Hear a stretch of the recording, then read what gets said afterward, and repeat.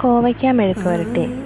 നല്ല നീളം കോവയ്ക്കായെ വട്ടത്തിലരിഞ്ഞ് ചട്ടിയിലാക്കി മെഴുക്ക് പുരട്ടിയാക്കിയാലോ? ദാ എനിക്കിന്ന് കുറച്ച് കോവയ്ക്ക കിട്ടിയിട്ടുണ്ട് കേട്ടോ. ഞാനതിനെ വട്ടത്തിലരിഞ്ഞിട്ട് ഒരു സവാള കൂടി അരിഞ്ഞിട്ടിട്ട് എനിക്ക് വേണ്ടി 2 പച്ചമുളക് കൂടി അരിഞ്ഞിട്ടാണ് മെഴുക്ക് പുരട്ടി വെക്കാൻ പോകുന്നത്. മെഴുക്ക് പുരട്ടിയുടെ കാര്യം ഓർക്കുമ്പോൾ തന്നെ പണ്ടൊക്കെ ആണെങ്കിൽ ഞാൻ സ്കൂളിൽ പോകുമ്പോൾ അമ്മ എനിക്ക് തട്ടത്തിനകത്ത് ചോറിൻ്റെ കൂടെ കുറച്ച് മെഴുക്ക് പുരട്ടി, കോവയ്ക്ക മെഴുക്ക് പുരട്ടിയും കുറച്ച് തേങ്ങാ ചമ്മന്തിയും ഒരു മാങ്ങ അച്ചാറും കൂടി വെച്ച് തന്നു കഴിഞ്ഞാൽ അന്നത്തെ ഊണ് കുശാലും. ഇപ്പം അത് ഓർക്കുമ്പോൾ തന്നെ വായി വെള്ളം ഊറുന്നു. നമുക്ക് നമ്മുടെ മെഴുക്ക് പുരട്ടിലേക്ക് തന്നെ തിരിച്ചു വരാം. ഞാനിവിടെ എല്ലാം നുറുക്കൽ പരിപാടിയെല്ലാം കഴിഞ്ഞിട്ടുണ്ട് കേട്ടോ. ഞാൻ 2 പച്ചമുളകാണ് ചേർത്തിരിക്കുന്നത്. ഇനി നമുക്ക് നമ്മുടെ ചട്ടി അടുപ്പിൽ വെച്ച് എണ്ണ ഒഴിച്ച് നമുക്ക് മെഴുക്ക് പുരട്ടിലേക്ക് പോകാം. ഞാൻ ആഡംബരത്തിന് വേണ്ടി കുറച്ച് തേങ്ങാക്കുട്ടന്മാരെ കഷ്ണങ്ങളാക്കി എണ്ണയിലേക്ക് ഇട്ടിട്ടുണ്ട്. അതിലേക്ക് നമ്മൾ അരിഞ്ഞ് വെച്ചിരിക്കുന്ന നമ്മുടെ കോവയ്ക്കായും ഉള്ളിയും പച്ചമുളകും കൂടി ഇട്ടിട്ട് ഉപ്പും ഇട്ടിട്ട് ലേശം